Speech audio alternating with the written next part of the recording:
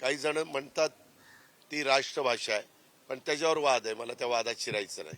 हे बाकीच्यांना सध्या कुणाला उद्योग नाहीत ना, काम नाही ना, ते असले वाद काही ना काही घालतात आणि त्याच्यातच ते वेळ घालवतात.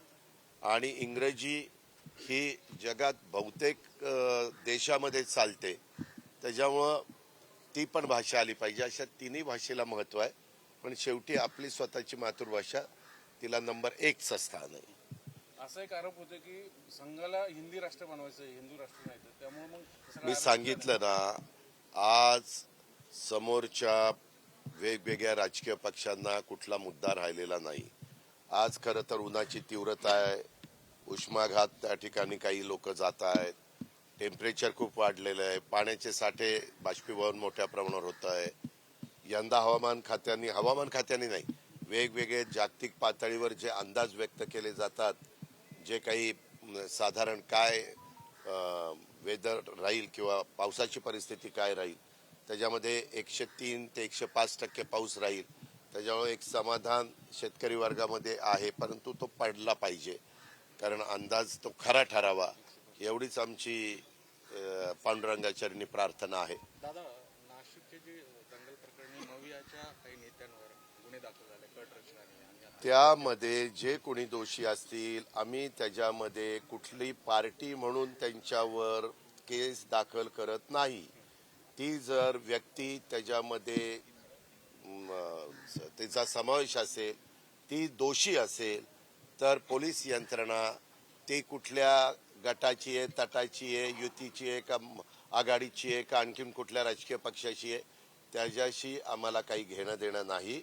आम्हाला महाराष्ट्राची कायदा सुव्यवस्थेची परिस्थिती चांगली ठेवण्याच्या करता त्याला गालबोट लावण्याचा जर कोणी प्रयत्न केला, त्याला तिथं कुठंतरी धक्का पोचवण्याचा प्रयत्न केला, तर त्याची खैर ठेवली जाणार नाही, ऍक्शन घेतली जाईल. समाजाची भावना आहे. नाही नाही, कुणी काय म्हणावं, उद्याच्याला इथं कोणतरी म्हणेल तुला मंत्री करा. शेवटी कसं आहे, आज कशा करता ती जी काही मधल्या काळात घटना घडली त्याची इन्क्वायरी चालू आहे, CID इन्क्वायरी चालू आहे.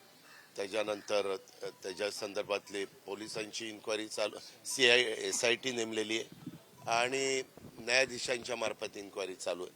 त्याच्यावर ह्या सगळ्या ह्याचा अहवाल आल्यानंतर त्याबद्दलचा निर्णय राज्याचे मुख्यमंत्री आणि दोन्ही उपमुख्यमंत्री घेतील. पोस्ट करण्यात आली त्यांच्याकडून, कुणाकडनं? अनगा गायसास, डॉक्टर गायसासांचे रिलेटिव्ह आहेत, पत्नी आहेत त्या, त्यांनी एक रिझर्वेशनच्या डॉक्टरांकडून इथून पुढे एक तुम्ही उपचार घेत जा, अशी एक पोस्ट मोठ्या प्रमाणात व्हायरल. हो का, मी तुम्हाला सुरुवातीलाच सांगितलं की एखाद्या व्यक्ती काही कारणाने जी पोस्ट द्यायला नको अशा प्रकारची पोस्ट देऊन समाजामध्ये काही वेगळ्या प्रकारची संभ्रमावस्था निर्माण करत असेल, तर त्या गोष्टीला जास्त महत्त्व देण्याचं कारण नाही. कारण अलीकडच्या काळात सोशल मीडियाच्या मार्फत बऱ्याचदा तुमच्या फोन नंबर मला मिळाला तर माझ्या फोनवरून तुमच्या फोनवर पोस्ट त्या ठिकाणी आपण पोस्ट करू शकतो किंवा सोशल मीडियाला पाठवू शकतो. या गोष्टीला मी मगाशी सांगितलं, आम्ही शिवशाहू फुले आंबेडकरांच्या विचारांनी पुढे चाललेलो आहे आणि जातीय सलोखा राहावा, सगळ्यांनी प्रेमाने राहावं, ही आमची धारणा आहे. कोणी आरोप केल्यानंतर त्याच्या खोलामध्ये जाऊन त्याची चौकशी केली जाईल. उद्याच्याला निलंबित करणारे किंवा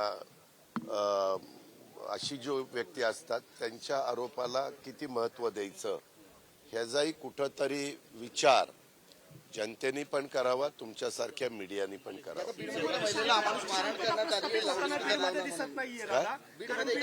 नाही, मला एक मिनिट, काल रात्री त्याच्याबद्दलची माहिती मला पोस्ट म्हणजे फोटो आलेले आहेत. मी त्याच्या संदर्भामध्ये SP आणि कलेक्टरला सूचना दिलेल्या आहेत. हे नक्की कुठं झालंय, त्याला कोण जबाबदार आहे, आणि जर ते तिथंच घडलेलं असेल आणि कोणी जबाबदार त्याच्यामध्ये असेल तर कायदा श्रेष्ठ आहे, कुणालाही पाठीशी घालण्याचं कारण नाही, त्यांच्यावर सक्त कारवाई करा अशा सूचना दिलेल्या आहेत. धन्यवाद दादा. शी बोलत होते. यावेळी बऱ्याच मुद्द्यांवर त्यांनी भाष्य केलं.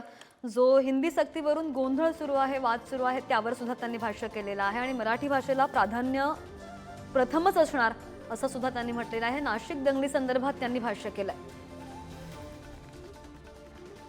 आणि याच सगळ्या संदर्भात उपमुख्यमंत्री अजित पवार माध्यमांशी बोलत होते. बुलेटिन